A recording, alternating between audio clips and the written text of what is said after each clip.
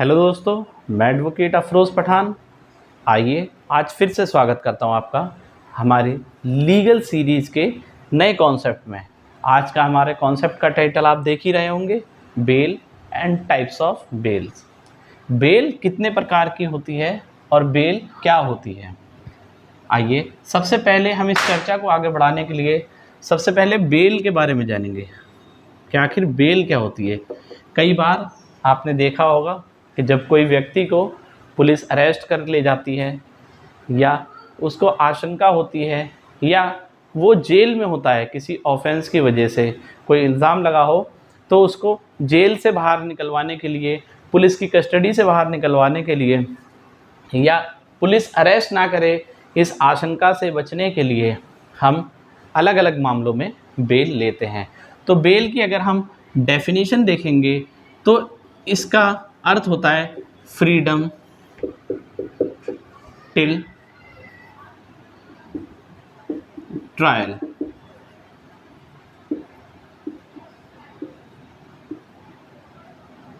या इसका मतलब हो गया कि जेल से आज़ादी जब तक कि आपके ऊपर ये फैसला ना आ जाए या ये बात साबित ना हो जाए कि आपने उस अपराध को अंजाम दिया है, उस ऑफेंस को कंडक्ट किया है। अच्छा, जब हम फ्रीडम की बात कर रहे हैं तो जेल से फ्रीडम या पुलिस कस्टडी से फ्रीडम की बात कर रहे हैं। चलिए आज हम आगे अपने चलते हैं कि बेल्स के टाइप्स कितने तरीके के होते हैं। बेल कई तरीके के होती हैं, जिनमें पहला और सबसे शुरुआती बेल जो होती है वो होती है एंटीसिपेटरी बेल।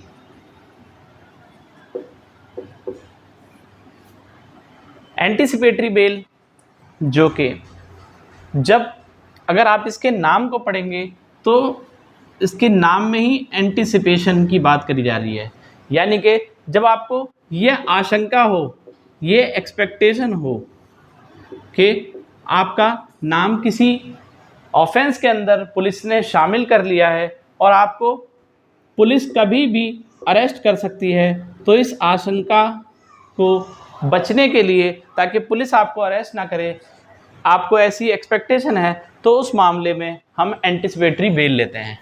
एंटीसिपेटरी बेल लेने के लिए मुख्यतः हम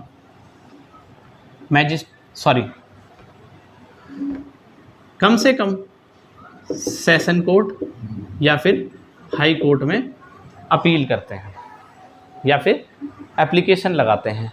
तो एंटीसिपेटरी बेल का मेन पर्पस यही है कि यदि किसी व्यक्ति को ये आशंका हो जाए कि पुलिस माइट हैव अरेस्ट, कि पुलिस उसको पकड़ सकती है, अरेस्ट कर सकती है, तो अरेस्ट से बचने के लिए जो बेल ली जाती है उसे हम कहते हैं एंटीसिपेटरी बेल।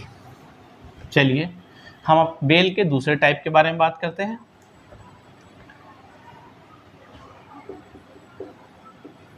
बेल का दूसरा टाइप होता है एंटीसिपेटरी बेल, इंटरिम बेल।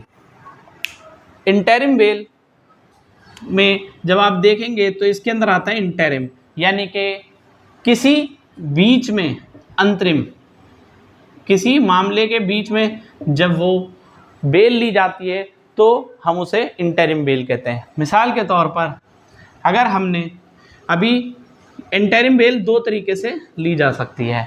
एक तो हमने एंटीसिपेटरी बेल के लिए कोर्ट के अंदर फाइल किया हुआ है, लेकिन अभी उस पर सुनवाई होने में कुछ वक्त बाकी है, तो हमें लगता है कि क्या पता हमारी एंटीसिपेटरी बेल जब तक कोर्ट में सुनवाई हो उससे पहले ही हमें पुलिस अरेस्ट कर ले, तो हम ऐसे मामलों में कोर्ट के अंदर एक इंटरिम बेल फाइल कर सकते हैं।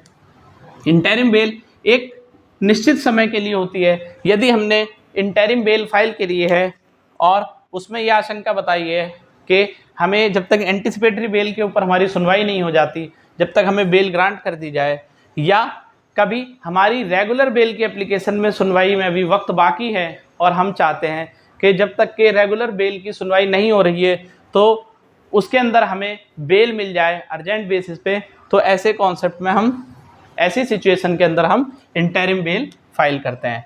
तो ये दो तरीके के बीच में कभी भी करी जा सकती है, या तो एंटीसिपेटरी बेल की सुनवाई से पहले, या कोई आपके रेगुलर बेल की एप्लीकेशन आपने फाइल कर रखी है लेकिन अभी उसके अंदर समय काफ़ी बचा हुआ है, तो उस बीच में आपको अगर बेल चाहिए तो आप इंटरिम बेल के लिए फाइल कर सकते हैं।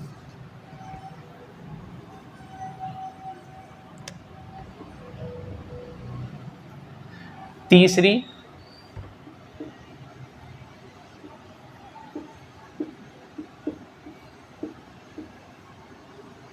Regular bell.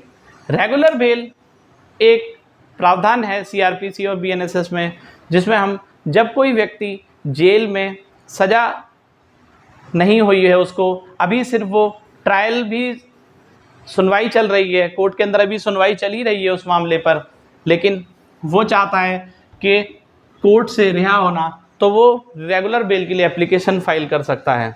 रेगुलर बेल दो तरीके से फाइल की जा सकती है, एक तो चार्जशीट फाइल होने से पहले और एक चार्जशीट फाइल होने के बाद। चार्जशीट फाइल होने से पहले वो ये कहकर फाइल कर सकता है कि अभी तो चार्जशीट आने में वक्त बाकी है, तो उस दौरान उसको बिना अपराध प्रूव करे ही जेल में रखना अपने आप में एक अपराध है, तो इसीलिए वो रेगुलर बेल के लिए फाइल कर सकता है। किसी व्यक्ति की आज़ादी को ज़बरदस्ती छीनना यह भी एक अपराध है, इसीलिए वह कोर्ट का दरवाज़ा खटखटा सकता है और रेगुलर बेल के लिए फाइल कर सकता है। लेकिन यदि व्यक्ति की चार्जशीट फाइल हो चुकी है और वो चाहता है कि अब जब तक के उस पर आरोप साबित नहीं हो जाता, जब तक उसको बेल ग्रांट कर दी जाए, तो ऐसी व्यवस्था के अंदर भी वो रेगुलर बेल फाइल कर सकता है। चौथी और अंतिम हमारी आखिरी आज की बेल जो है वो है डिफ़ॉल्ट बेल।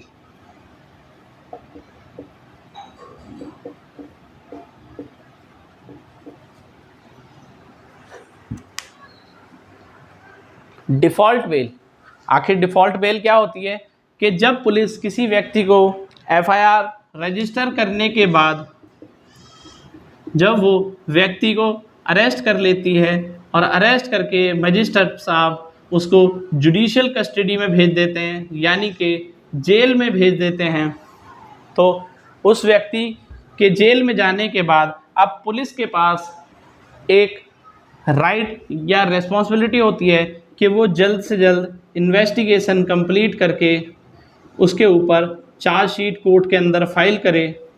और जनरली चार्जशीट 60 या 90 दिनों के भीतर फाइल की जाती है।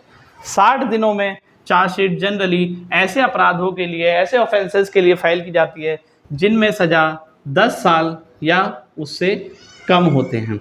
लेकिन जिन अपराधों में, जिन ऑफेंसेस में सज़ा 10 या उससे ज़्यादा वर्षों की होती है, ऐसी मामलों पर चार्जशीट के लिए पुलिस को 90 दिनों का वक्त मिलता है। लेकिन यदि किसी वजह से पुलिस चार्जशीट फाइल करने में देरी कर रही है, तो वो व्यक्ति, और ये 60 और 90 दिन का जो टाइम पीरियड है ये एक्सपायर हो गया है, तो ऐसे मामले पर जो व्यक्ति जिसके ऊपर आरोप है और वो जेल कस्टडी में है, तो वो डिफ़ॉल्ट बेल के लिए अप्लाई करके और जेल से छुटकारा पा सकता है, रिहा हो सकता है।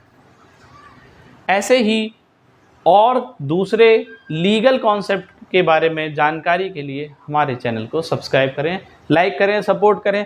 हो सकता है कि शुरुआती दिनों में मेरा बोलने का तरीका उतना बेहतर ना हो पा रहा हो, समझाने का तरीका ना बेहतर हो पा रहा हो, तो अपने वैल्यूएबल फीडबैक के ज़रिए, अपने कमेंट के ज़रिए हमें जानकारी दें कि हम इसमें और क्या सुधार कर सकते हैं। धन्यवाद।